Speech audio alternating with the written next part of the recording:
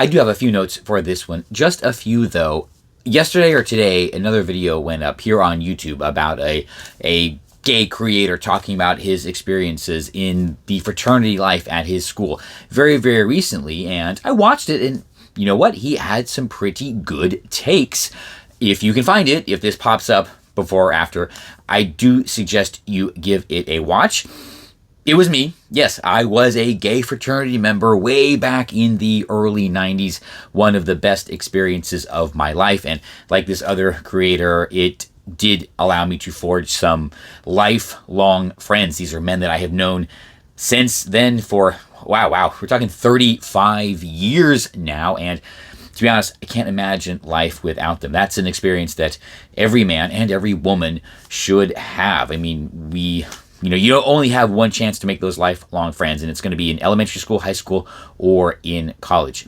It was a tremendously beneficial experience for me, and I don't regret it one bit. Actually, the only thing I do regret is that it's changed. My experience was still pretty old school, and I think it needs to go back to that. We'll probably talk about that in another video. Not anytime soon, but yeah, he did ask, a bunch of the questions that everybody wants to know, like, how many in chapter were gay? A lot. Did you have a crush on anyone in chapter? Of course. Did you hook up with anyone in chapter? No. And it's fine. Actually, I wouldn't. That would be weird. If you are into Greek life, that would be kind of weird. So that is pretty much how he approached it. But this actually gives me a better opportunity to talk about something else that I was going to talk about anyway, just couldn't really come up with a good way to frame it, and that is, around straight passing, being in the closet, and hiding who we are or something like that. And in a weird way, for whatever reason, it came around on X, and that is code switching. Right.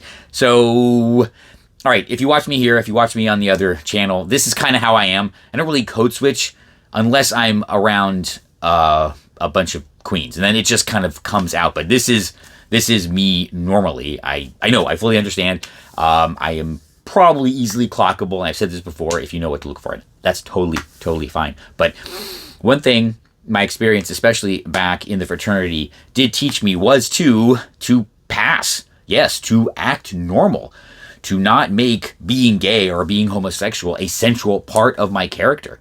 That time, it forced me to become my own character, where homosexuality was not a core part of it. I am one, sure, but to me, it's no more important than, the color of my skin, the color of my hair, the color of my eyes. And I think that's very important for us. And it's actually a benefit of staying in the closet for a while, because we can become our own people separate from this identity. And I think a lot of the problems people are having today, especially with the alphabet mob, is that they've made it a core part of their existence, and it constantly needs to be fed. And with us, regular, normal homosexuals, once we got gay marriage, that was it. There was nothing else to feed the monster, and it's kind of where everything went off the rails. That's why us normal gays, we are happy and normal because it's not a big part of our lives. I think a lot of us, and I've heard these stories, did have to stay in the closet. We did have to develop a personality that wasn't centered around being homosexual, and that's why we are happier. Yes, so staying in the closet, having a very productive Greek life back in school helped me become, the person I am today, and I'm very thankful for it. So yeah, there are benefits to staying in the closet and becoming just a normal gay guy.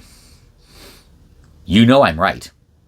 So you'll see me in the next one.